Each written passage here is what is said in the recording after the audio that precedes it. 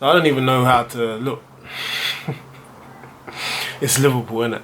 It's Liverpool at the end of the day. And it's not even like a small club mentality. It's just more of, it's Liverpool. And at the moment, they're on form.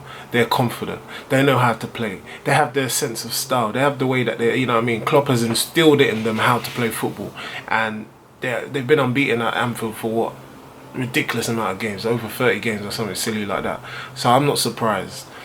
However, that first half was decent from us, and we had our chances, but we didn't take it. And that's the level, that's the things when it comes to small margins in the game that we have to take on board and make sure that we execute it better for the next game, especially against Spurs next week.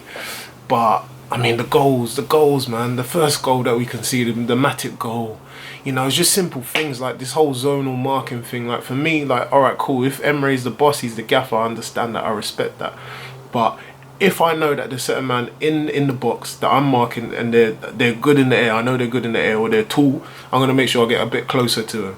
I'm not going to give them an extra 5 yards. I ain't going to let a man or my man get in between, because that's how you can misplace them and that's how you can get lost.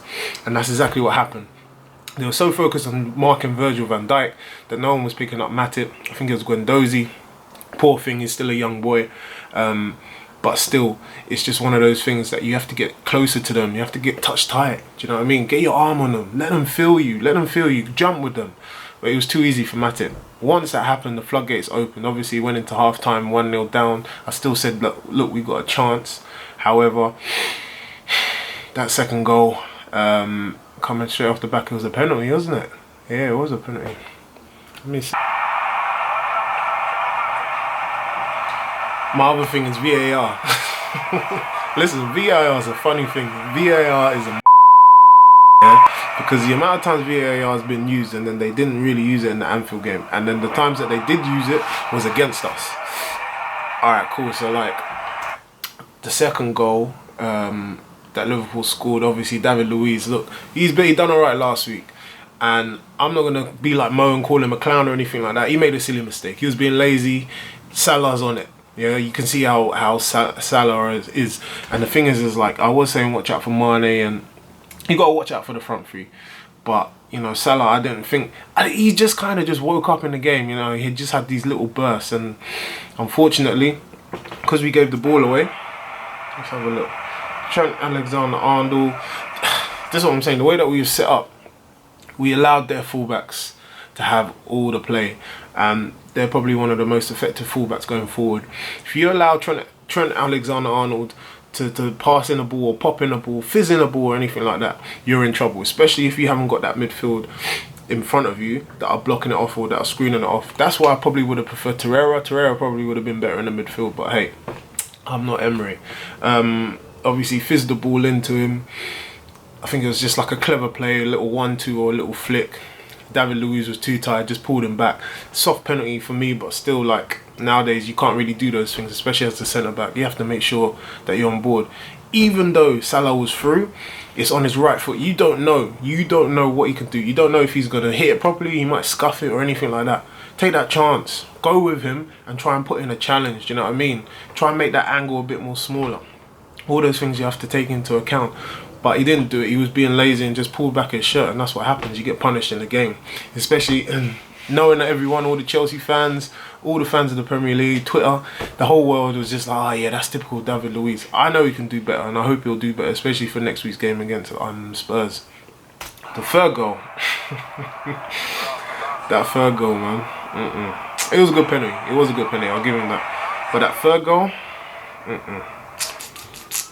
By then, we was too tired with the third goal. We was too tired.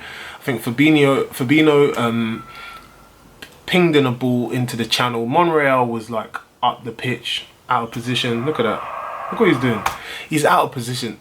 That was another thing, excuse me, that I was saying about Monreal and Maitland-Niles. They're not good enough. As much as, you know, I'll support them and I'll back my players, they're not good enough. Especially against a Liverpool team like that. And we just got found out. Monreal was caught out of position. That wasn't the only time.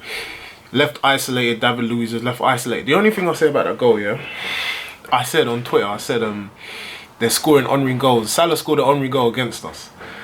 It's a painful thing to say, but it was a good goal. But it was just too easy. There's a few things I was saying. One, Obviously, like David Luiz and Socrates were too far apart. I would have probably preferred Socrates if he was a bit more shuffled across, because then he could have come across. And the thing is, like, as Salah was getting into the box, Socrates could have actually made a challenge, but he just kind of like, I don't know if he was scared because he thought that Salah, because he's left-footed, he thought that Salah would check back again behind him and then shoot.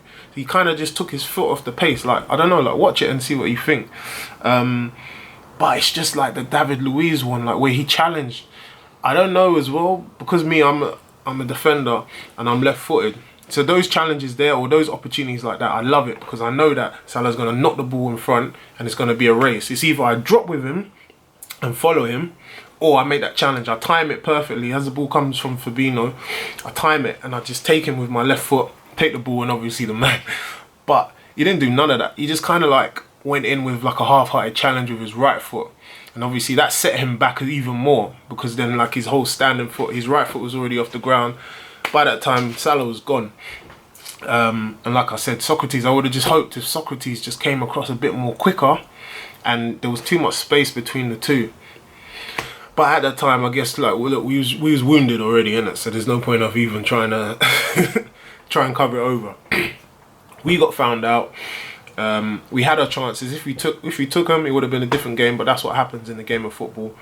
One more thing I'll say about Van Dijk and Pepe. It's very interesting, because everyone's obviously saying, "Oh, this is the first time Van Dijk's been dribbled against." As a defender, like, do you really care about those stats, or you obviously you just care about more about the results? Obviously, it's a nice stat to have, and like it sounds nice on TV, but I do say, like, watching the game, Pepe gave Van Dijk in that first half, let's say the first half, Pepe gave Van Dijk, Robertson, he gave them a bit of a run for their money.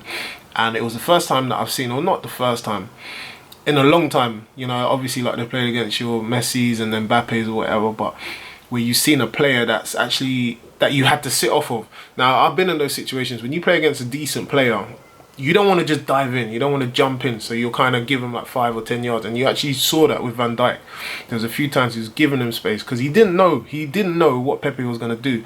And obviously people are like, oh, he's scared, but again, I'm not going to say he's great defending, but I've been in those situations, so I can understand that. But he did. He did show them up, and he did do something to Robertson. Robertson as well got caught out as well. But it just shows that any defender, it doesn't matter who you are, it doesn't matter how good you are, anyone has their day. Anyone can get beaten on a one-on-one, but it's how you recover, and then it's down to your teammates as well. Are they on the same level? If you lose the ball, always think as a defender, if you lose the ball, am I in the right position? Am I in the right position to cover my partner? Do you know what I mean? If my man is pushed up, am I in the right position to cover him, to clean up? If you're not, then obviously you're going to get exposed. But those are just key points to think of. But it was very interesting. That was probably the only hopeful thing, is Pepe. That was the only thing that was hopeful, because he just seemed, he's different. It's very different. And I was saying to my boy as well, well, I haven't seen a player like that play for us, not since like Antonio Reyes, rest in peace, where you've got a left footer that runs that man and you just don't know what he's going to do. And I'm glad that we've got him, but he does need to slot in a bit more into the team, and the team need to adjust to him as well. But again, it's still early days. Was that the third game? Yeah, third game of the season. So we move on to Spurs next week. It's going to be very interesting. 3-1's a fair score. Obviously, we got the consolation goal after Torreira came on. But the only questions I'll say is, why is it that Lacazette was brought on so late in the game? Torreira maybe perhaps should have started. Ceballos, as much as I was bigging him up last week, it wasn't... Look, the game was too much for him. The game was too big for him, and it was too fast. And especially when you're playing against Liverpool and how fit they are, you have to make sure that you're sharp. But that's just how the way... Well, that's how the way the cookie crumbles. I mean, that's just how it is. What else? Yeah. Salah seemed to be the difference. I mean, I guess, again, Firmino done his little bits here and there, but it was Salah who scored the goals. What can I say? Guys, thank you so much again for watching. Please, if you know any defenders, please pass it on to them. Like, obviously, like I said, I want to try and create like a show where we're talking about defense, and like I'm just trying to figure out ways of doing it. Obviously, I can talk about it. I love to show you, but the way that these copyright bitches are, like, they always want to take my shit down. So I'm just trying to talk about it first, and hopefully as the show evolves, I'll be able to show you, etc, etc. But yeah, yeah, interesting. But yeah, peace.